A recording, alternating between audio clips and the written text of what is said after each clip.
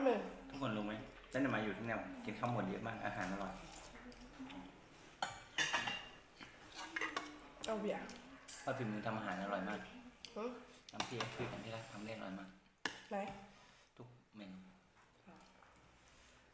ชอดิวเบียร์ แล้วดิวิกรัก หืม วิกรักวิพาโดต้องพูดไง วิเบียร์ ฮะ ชอดิววิมะ วิมา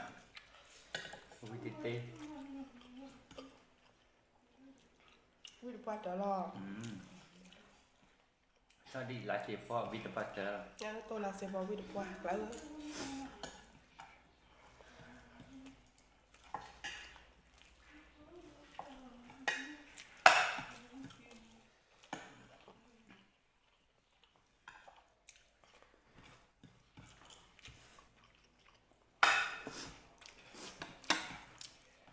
อาทิตย์หนึ่งอ่ะเราวันนี้คิดเกี่ยวกับเมนูกะเหรี่ยงสัก2 เมนูก็เกี่ยวกับใช้วัตถุดิบของ กินข้าวข้าวคู่ ซึ่งคนชอบดู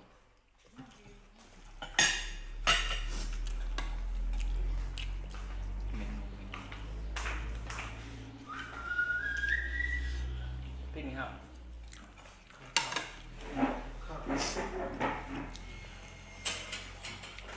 ข้าวไหมครับพี่เดี๋ยวช้อน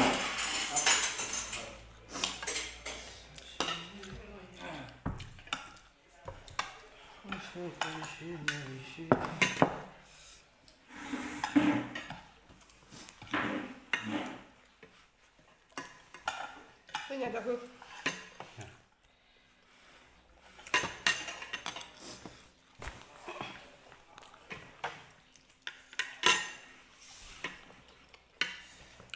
ข้าวไหมข้าวครับเยี่ยมเอาละ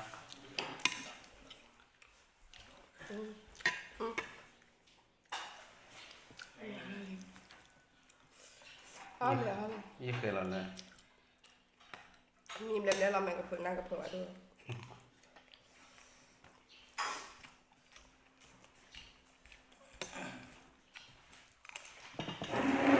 ตกใจไหมมา หืมแกอะไรบ้า มาเอา ไม่ไหว จริงเหรอสรุปคนนี้กินเยอะแค่คนนี้กินน้อยคนนี้กินน้อย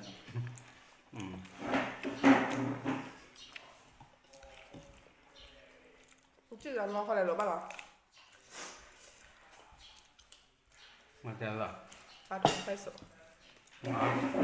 ชอบเจียมเหลือเลย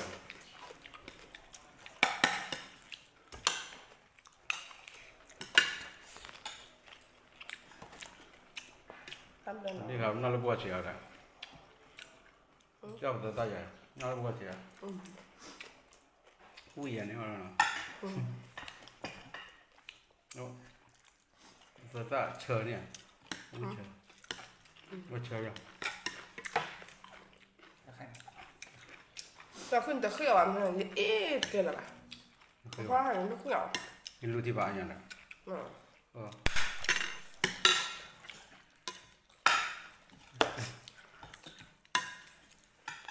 ใช่พักแล้วแจ้วมา